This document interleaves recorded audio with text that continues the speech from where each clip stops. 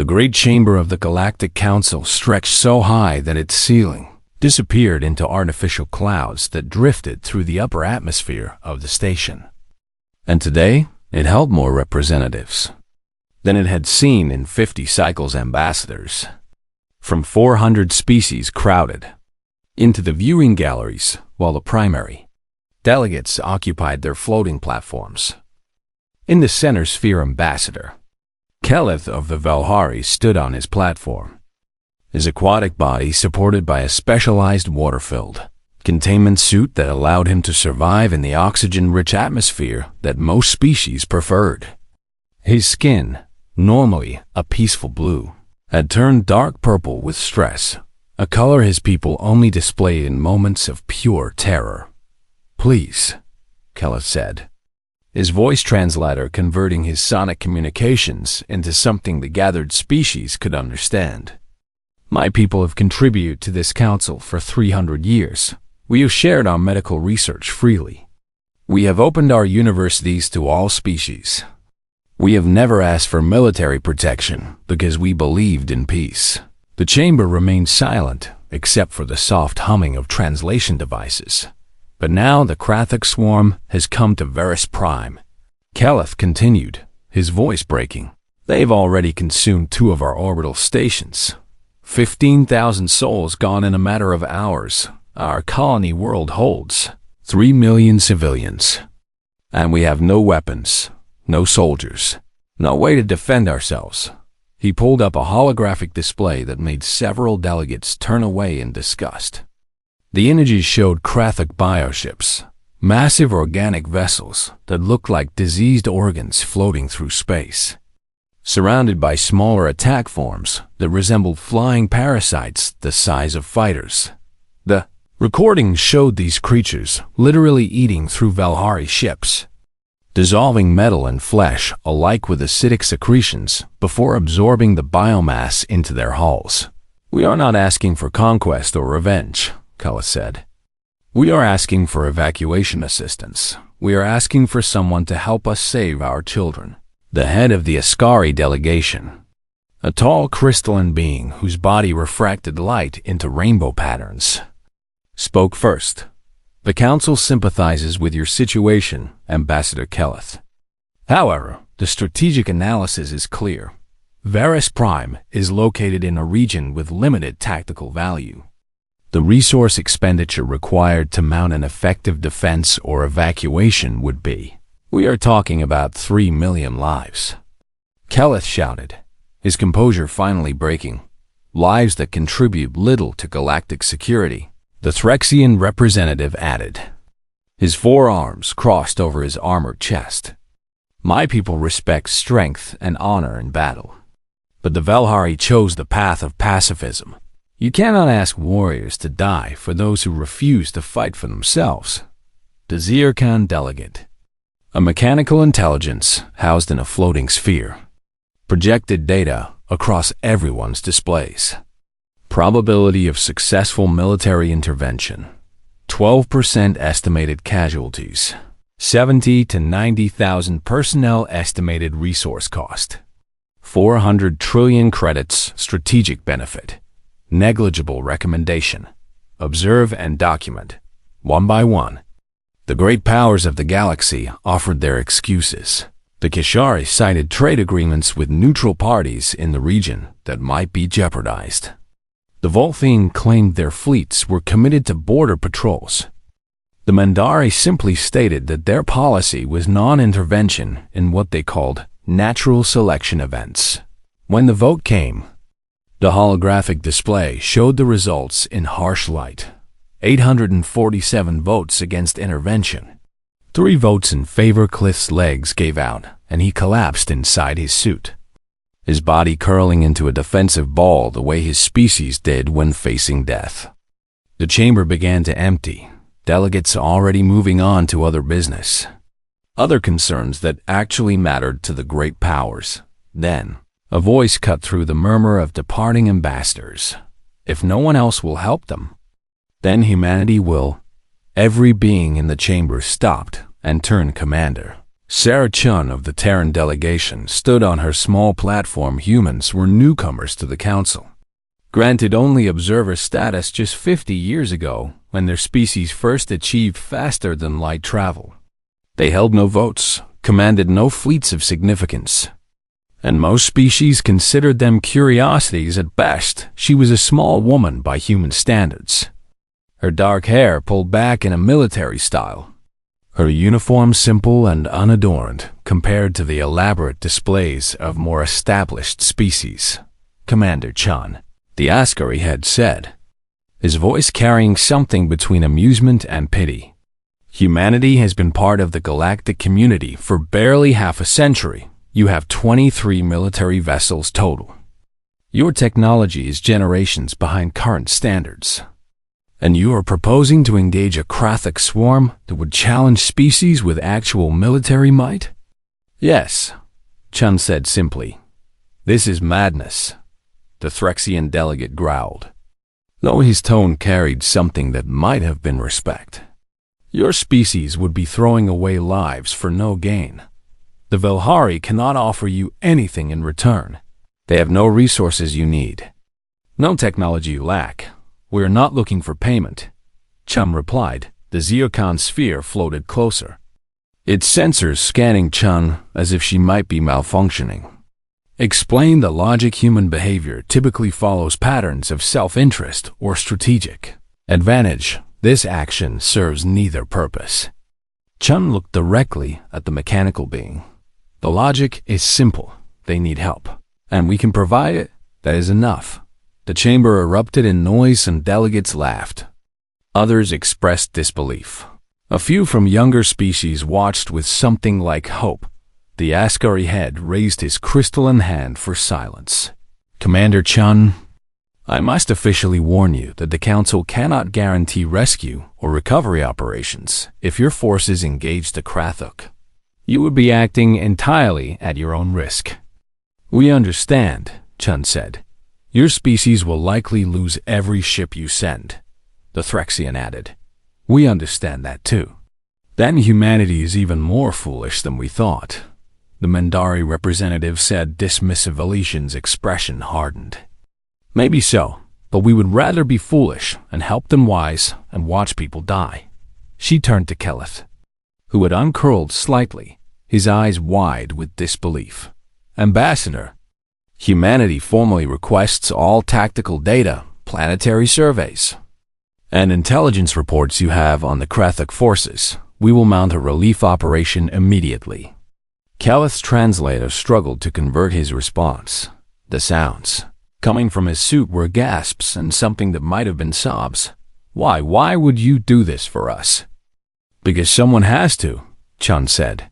"And if all the great powers of the galaxy have decided 3 million lives do not matter, then perhaps it is time the galaxy had different leadership." With that, she activated her platform's controls and descended from the chamber.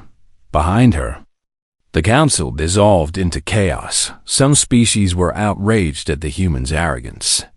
Others began calculating what this meant for human-council relations, and a very few, watched the departing human with something they had not felt in a long time: hope that maybe the galaxy could still change. Keleth remained on his platform, his body trembling as his aide brought him the data Chun had requested. He transmitted everything they had, every scan, every communication, every desperate message from the families still trapped on Varus Prime. He had no expectation that humanity would succeed. They were too small, too weak, too new to this cruel galaxy. But they had done something no other species would do. They had said yes when everyone else said no, and perhaps, Keleth thought as he watched the human delegation leave the station, perhaps that counted for something after all. The UNSC Indomitable hung in orbit above Earth like a gray steel cathedral, its hull scarred from decades of patrol duty along humanity's borders. It was the largest ship in the human fleet, though by galactic standards it would barely qualify as a heavy cruiser. Its weapons were kinetic railguns and missile tubes, while other species used beam weapons and exotic energy fields. Its armor was layered alloys, while others had shields that could stop small stars. Admiral Marcus Webb stood on the bridge, looking at the holographic display that showed the 22 other ships that had volunteered to join the expedition. They were not the newest vessels, not the most powerful. They were the ones whose crews had heard about Verus Prime and refused to stand by. Final count, Commander Ramos? Webb asked his executive officer. 15,206 personnel. Sir, Ramos replied, a young woman whose family had fled war on Earth just 2 generations ago. We have enough supplies for a 3-month deployment. Ammunition stores are at 80% capacity, and medical is prepared for mass casualty scenarios. Webb nodded slowly. He was a career military officer, gray-haired and scarred from conflicts that most galactic species had forgotten. Humans had even fought before joining the Council. Humanity had spent decades fighting among themselves, learning hard lessons about warfare that more peaceful species had never needed. And the volunteers? He asked. Still coming in, sir, Ramos said, pulling up a list that kept growing. We have had to turn away 3,000 applicants. Everyone wants to be part of this. They understand the odds? Yes, Sir. Intelligence estimates we are facing a Krathic force at least 10 times our size. Possibly more. Webb turned to look at his bridge crew, young men and women from every continent on Earth. From colonies on Mars and Europa, humans who had grown up being told they were the newcomers, the primitives, the species that did not matter. They also understand we might not be coming back? Webb asked quietly. Ramos smiled, though her eyes were serious. Sir, with respect, that is exactly why they want to come. They are tired of being told humanity does not matter. Before Webb could respond, a communication alert chimed. The face of Ambassador Kelleth appeared on the screen, his aquatic features still showing the purple stress coloration. Admiral Webb, Kelleth said, I have completed the data transfer. You now have everything we know about the Krathic tactics, biology, and ship configurations. Thank you. Ambassador, Webb replied. My analysts are reviewing it now. Admiral, Kelleth paused, his translator struggling with his emotional state. I must tell you that our own military consultants, before they were killed, estimated that stopping the Krathic at Verus Prime would require at least 200 capital ships with modern shielding and weapons. You have 23 ships with technology the Council considers outdated. We are aware of the disparity, Webb said. Then why? Kelleth's voice broke. Why are you doing this? Your Commander Chun said because someone must. But that is not a strategy. That is not a plan. That is just, it is the right thing to do. Webb finished for him. Ambassador, humanity spent most of its history fighting itself. We had wars that killed millions, weapons that could destroy our entire planet. We know what it means to face extinction. He pulled up images from Earth's history. Cities destroyed, populations displaced, children crying in the ruins of their homes. We also know what it means when someone decides to help anyway, Webb continued. After our worst wars, there were always people who chose compassion over calculation, who fed the hungry, healed the wounded, protected the innocent, not because it was profitable or strategic, but because it was right. Kelleth's body uncurled slightly in his suit. The Council believes you are naive. They have started betting pools on how long your fleet will survive. Most estimates give you less than 6 hours once you engage. Let them bet, Webb said with a thin smile. Humanity has a history of surprising people. The connection closed and Webb turned back to his crew. Over the next 48 hours, the human fleet prepared. Engineers worked around the clock to retrofit ships with experimental weapons. Soldiers drilled in boarding tactics against organic vessels. Medical teams studied Velhari biology in case they needed to treat civilians. The galactic media covered the deployment as a curiosity piece, human idealism meeting cold reality. They called it Some younger species expressed admiration, but the major powers dismissed it as a foolish gesture that would accomplish nothing except adding human casualties to the tragedy. The Ascari ambassador appeared on galactic news channels. Humanity's heart is in the right place, but hearts do not win battles against the Krathuk. I have ordered our recovery vessels to stand by to rescue human survivors, as a courtesy to a well-meaning but ultimately doomed effort. The Threxian military analysts gave humanity a 4% chance of even reaching Verus Prime before being overwhelmed. The Zyricon published detailed probability calculations showing that every scenario ended in complete human fleet destruction within the first day of engagement on human networks. The response was different. Millions watched as the fleet prepared to depart. People held vigils in major cities. Families of crew members gathered to say goodbye, knowing it might be forever. Some critics on Earth questioned whether humanity should be risking so much for aliens they had never met. Whether the Council's cold calculation was actually more rational than this emotional response, but the vast majority supported the mission. They sent messages to the fleet. They contributed supplies. They volunteered in any way they could. One transmission came from a children's hospital in New Delhi, where young patients had drawn pictures for the Velhari children. One drawing showed stick figures of humans and aquatic beings holding hands under a sun, with words in a child's shaky handwriting, "You are not alone." Webb ordered that transmission sent to Verus Prime immediately. Response came back within hours. Thousands of messages from Velhari families, expressing gratitude, disbelief, and desperate hope. Many of the messages included something the Velhari had never needed to say before: prayers to their various gods that the humans would somehow succeed on the bridge of the Indomitable. Webb gathered his senior officers for final briefing. "I will not lie to you," he said, looking at each face. "The odds are terrible. We are outnumbered, outgunned, and using weapons that most species consider ancient. The Council expects us to fail, and they are probably right." He pulled up the holographic image of Verus Prime, a beautiful blue-green world that looked remarkably like Earth.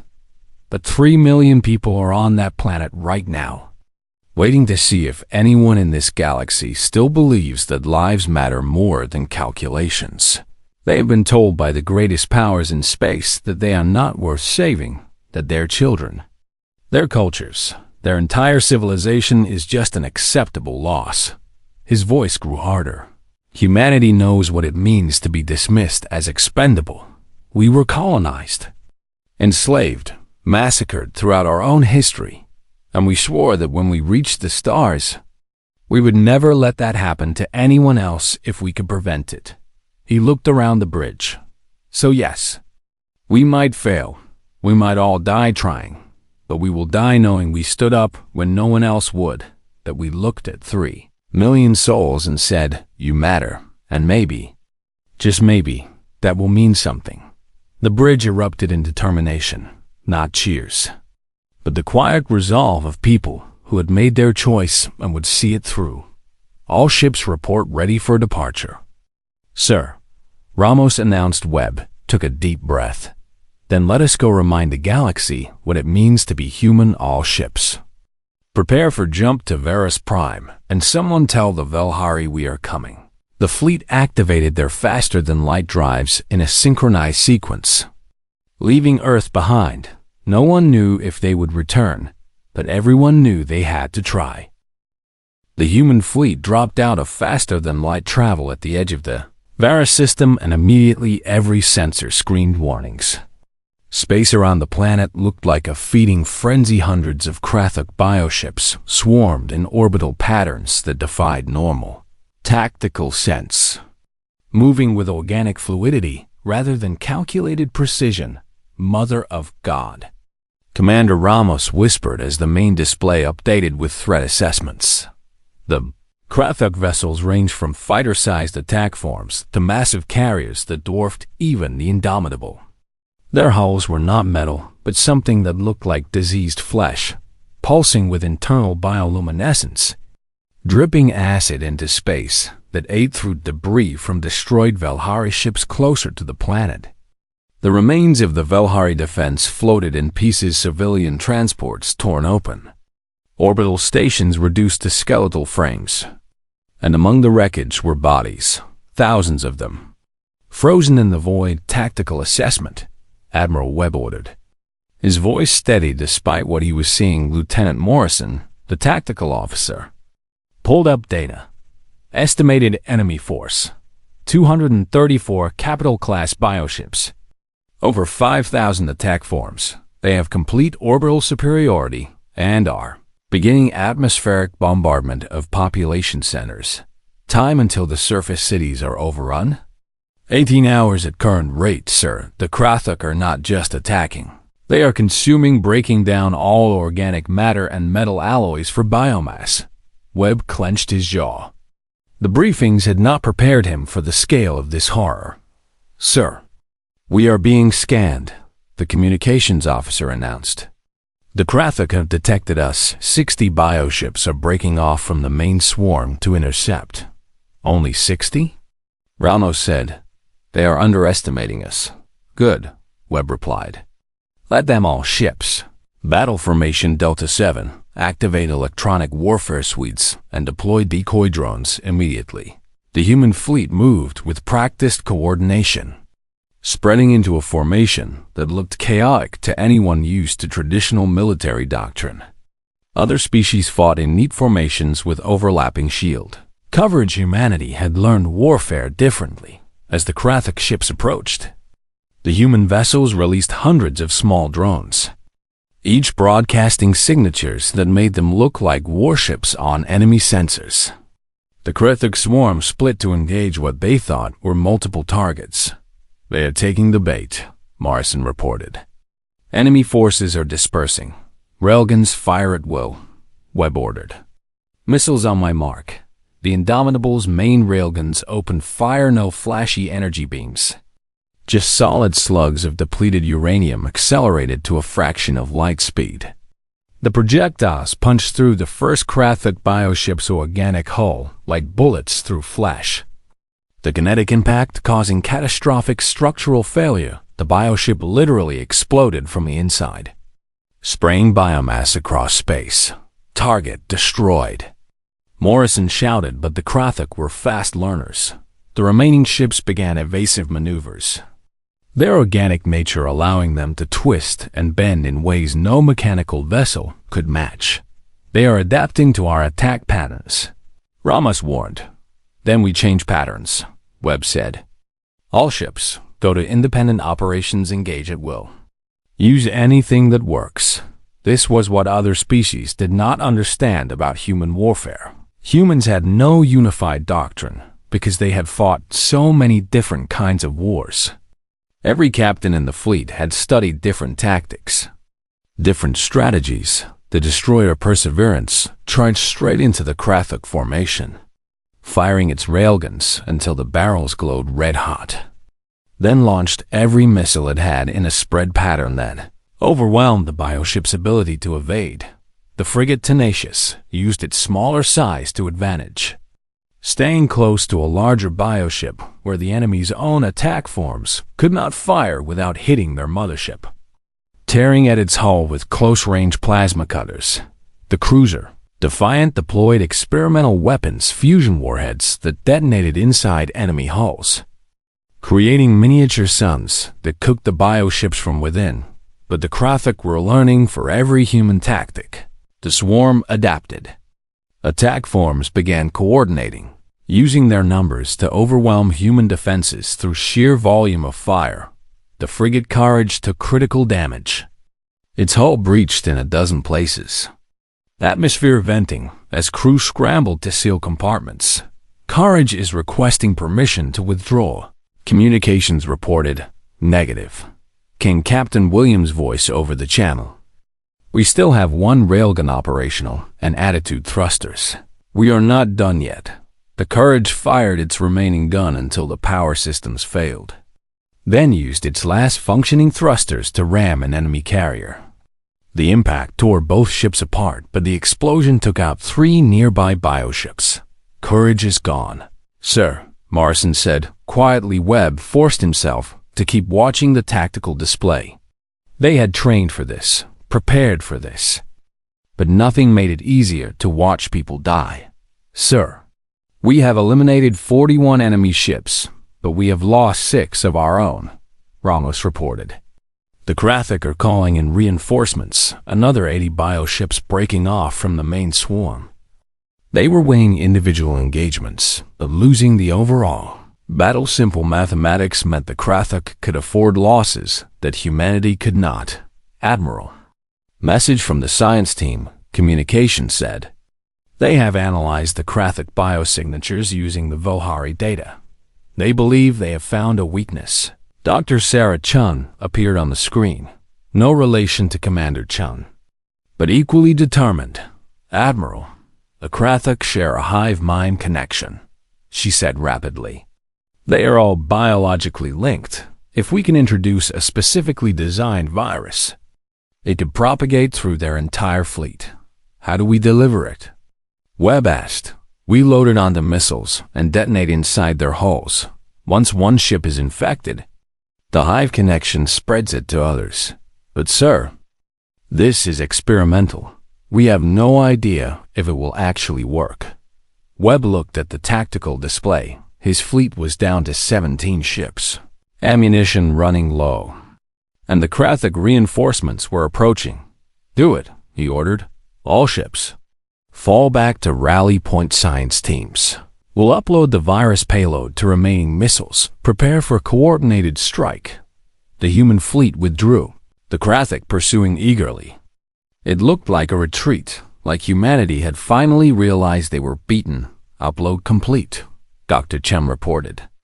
All missiles are now biological weapons, Admiral. We only get one shot at this, if the Krathic adapt before the virus spreads. I understand. Webb cut her off. All ships. On my mark, target the largest bioships, fire everything we have left. The human fleet turned as one and unleashed their remaining arsenals. Hundreds of missiles streaked toward the Krathic formation. Conventional warheads mixed with the virus payloads. The Krathic bioships tried to shoot them down, but there were too many.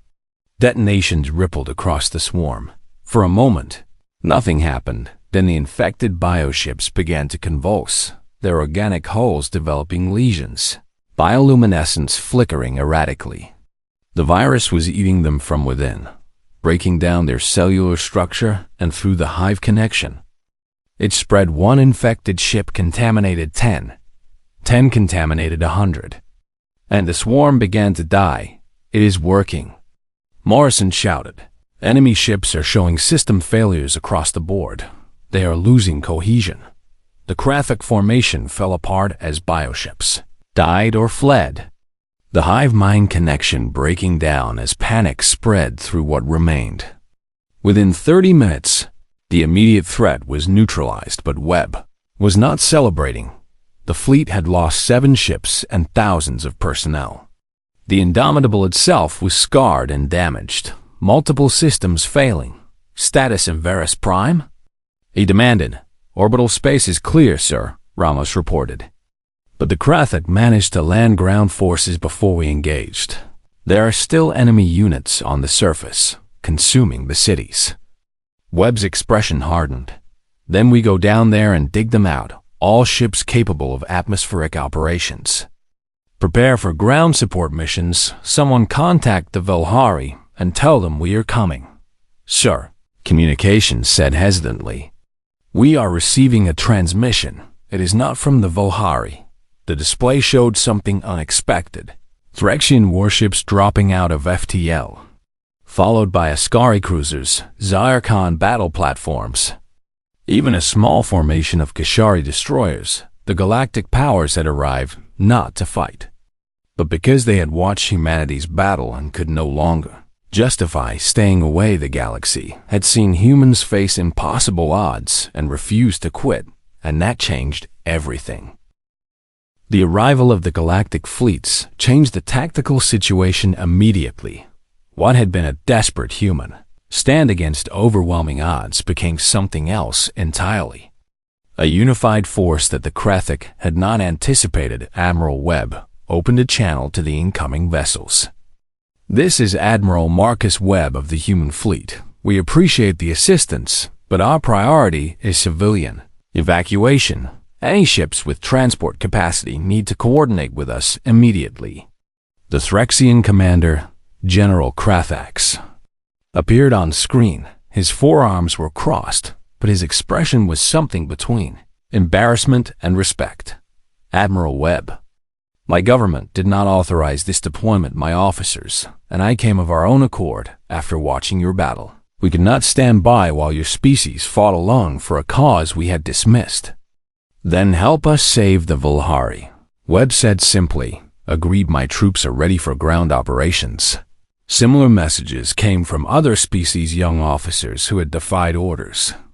Entire crews who had voted to join, even some who had argued against intervention in the Council, but could not ignore what humanity had demonstrated. The combined fleet moved into synchronized operations. Human vessels, battered and low on ammunition, pulled back to coordinate evacuation, while the fresh galactic forces engaged remaining Krathic ships and provided orbital fire support for ground operations on the surface of Varus Prime. The situation was desperate. Krathic ground forms, massive insect-like creatures the size of tanks, were literally eating their way through cities. They dissolved buildings with acid spray and consumed any organic matter they encountered. The Velhari civilians huddled in shelters, their pacifist culture leaving them defenseless against creatures designed for nothing but consumption. The first human dropships hit atmosphere within minutes of the space battle ending. Lieutenant James Park led a Marine platoon into the remains of the Volhari capital city, where thousands of civilians were trapped in a biodome that was slowly being dissolved by Krathic acid contact. 300 meters. Corporal Martinez shouted, raising her rifle. A Krathic ground form rounded a corner 3 meters tall, armored in chitinous plates, mandibles dripping acid. It charged the human position with terrifying speed. The Marines opened fire with armor-piercing rounds that punched through the creature's carapace. It took 17 hits before collapsing, its body still twitching. "Keep moving," Park ordered. "We have civilians to extract." They fought through streets that looked like something from a nightmare. Organic matter covered everything, dissolving vehicles and buildings into nutrient paste. Park's HUD showed dozens of enemy signatures, but also hundreds of civilian life signs at the biodome. They found Velhari families pressed against the transparent walls, their aquatic features visible through their environmental suits. Children clutched parents, elders tried to maintain calm. Everyone knew they had only hours before the Krathic broke through. "Breach the door. Get them out," Park commanded as his squad worked. A Velhari civilian approached an elder whose suit translated his speech. You actually came for us. That is what we said we would do," Park replied, helping evacuees toward the transport ships. The Velhari elder touched Park's arm, the gesture transcending species. "The Council said you would fail. That humans were too primitive, too weak. We are stubborn," Park said with a tired smile. "That counts for something. Around the planet, similar scenes repeated. Human Marines fighting alongside Threxian warriors. Askari energy weapons covering evacuation routes.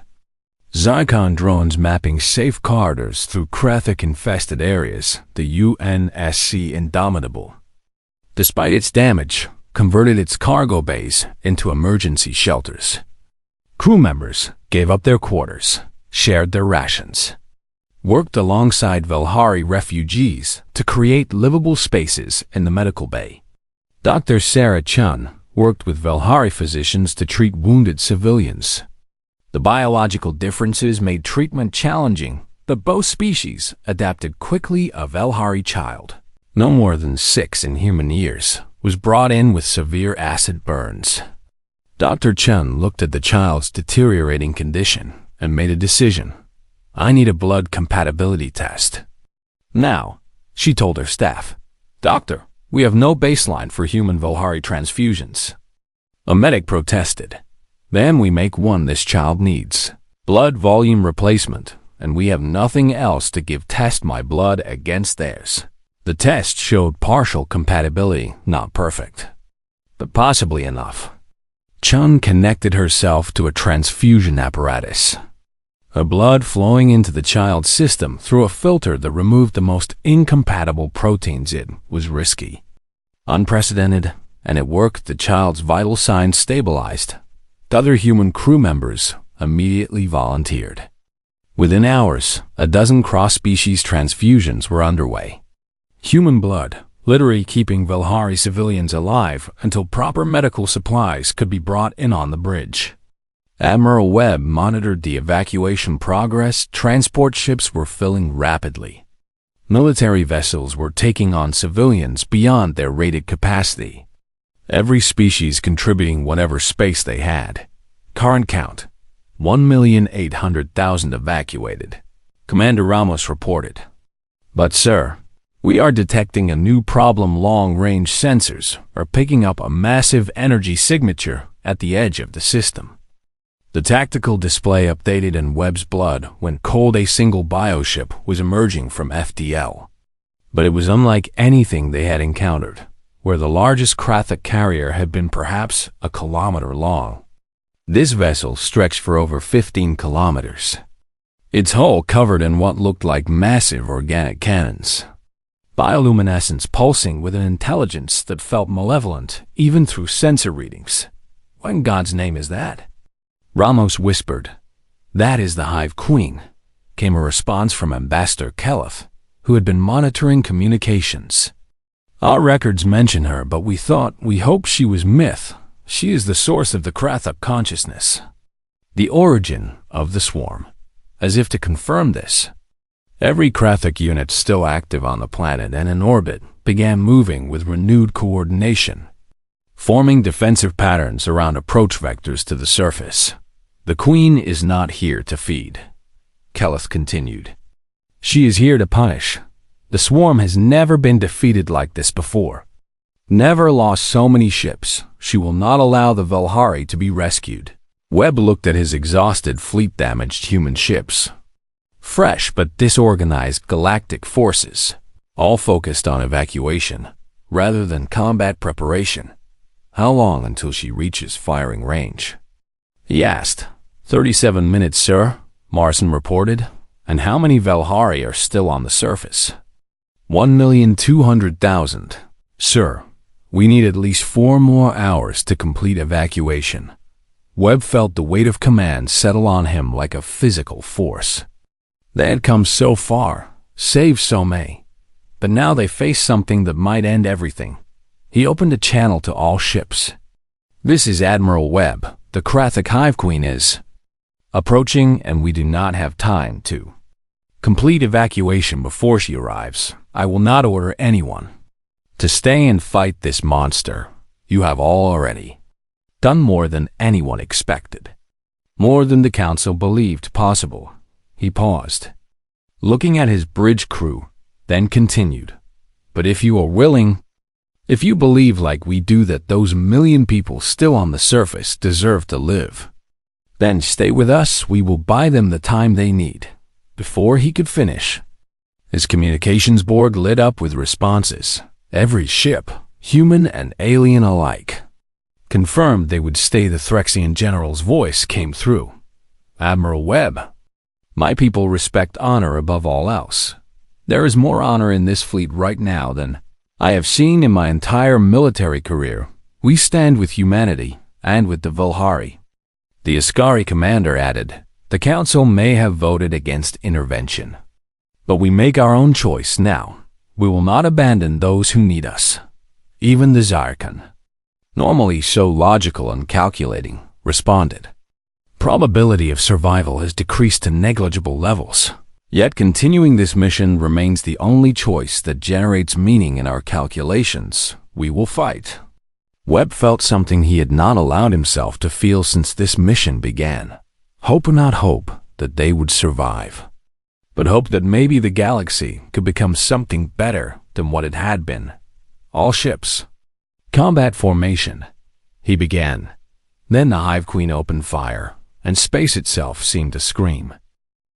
The Hive Queen's weapons were unlike anything the combined fleet had. Encountered bioplasma cannons that fired superheated organic matter, acid projectiles that ate through shields and armor alike, and something worse, a psychic scream that transmitted through space itself, causing biological crew members to clutch their heads in pain.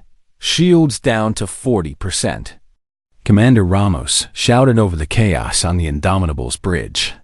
Multiple systems failing. That psychic attack is disrupting our neural interfaces.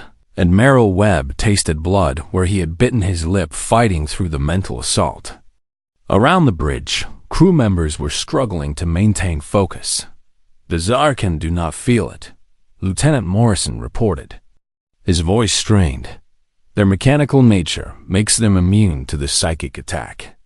Then they take point, Webb ordered. Zarkan vessels. Move to forward position.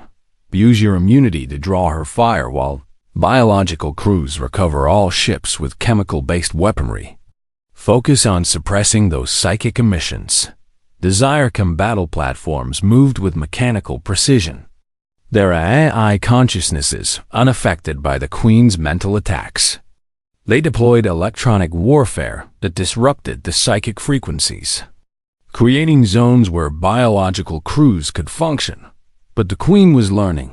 She adapted her attack patterns, focusing fire on ships that had taken the most damage, trying to break the fleet's cohesion through concentrated destruction. The Ascari cruiser Crystal Dawn exploded in a burst of light as the Queen's bioplasma overwhelmed its shields. Two Threxian destroyers collided trying to evade acid projectiles, their hulls fusing together in molten ruin, sir. We have lost 11 ships, Morrison reported. The Queen is advancing toward the planet. If she reaches orbit, she can bombard the surface directly. Webb looked at the evacuation numbers. 800,000 still on the surface. Transports working as fast as they could, but needing more time. All ships. We have to stop her here, he said over the fleet channel. No matter what it costs, do not let her reach that planet. The fleet threw everything they had at the massive bioship railgun fire. Missiles, beam weapons, kinetic impactors. The Queen's hull showed damage, sections erupting in biofluid. But she kept coming on the surface.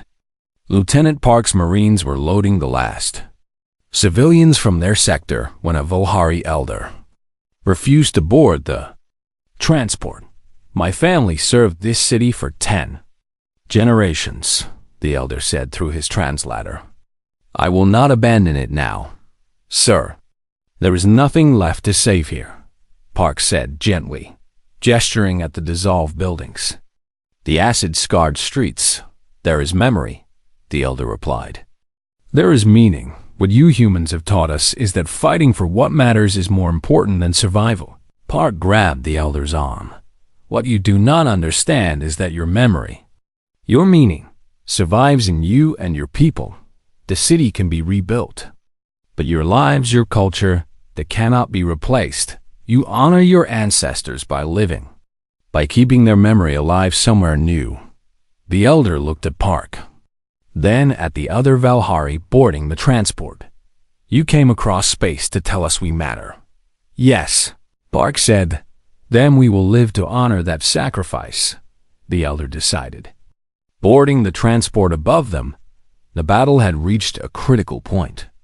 The UNSC Indomitable was barely functional. Multiple hull breaches, primary weapons offline. But Admiral Webb kept the ship in position. Sir, we need to withdraw, Ramos pleaded. The ship cannot take another hit.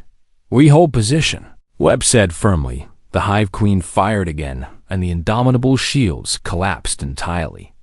The bioplasma tore through the hull, venting atmosphere, causing explosive decompression in 3 sections. Alarms shrieked. Crew members scrambled for emergency containment. And Webb knew his ship was dying. All hands. Abandon. He started to order, then something impossible happened. Jump signatures. Not dozens this time, but hundreds. The display lit up with contacts as ships emerged from FTL. Across the system, the Kishari brought their entire home defense fleet. The Mindari, who had argued most strongly against intervention, arrived with medical ships and transports. Species that had never ventured far from their worlds sent whatever vessels they could spare. "This is the Galactic Rescue Coordination," came a transmission from a Kishari commander. "We are here to complete the evacuation of all military vessels. Focus on the Queen. We will handle the civilians."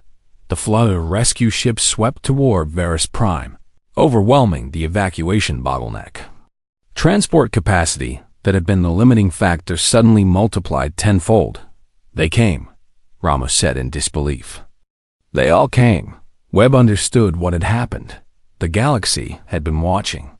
Billions of civilians across hundreds of worlds, seeing the battle through news feeds and official channels. They had seen humanity fight, seen other species join despite their government's orders. And they had demanded their leaders act when governments hesitated. Civilian vessels had simply left anyway. Private transports, corporate cargo ships, family-owned freighters, all converging on Varus Prime because they could not watch people die when they had the ability to help humanity, and reminded the galaxy what compassion looked like. And the galaxy was responding. New orders. Webb announced to his fleet. "We do not need to stop her anymore. We just need to slow her down. All remaining ships. Harassment pattern Delta hit and run. Keep her attention on us and away from the evacuation." The battered fleet, human and alien alike, became wolves harrying a giant. They darted in, struck, and retreated before the Queen could focus her devastating weapons. It was not about winning anymore, just about buying time, and it worked.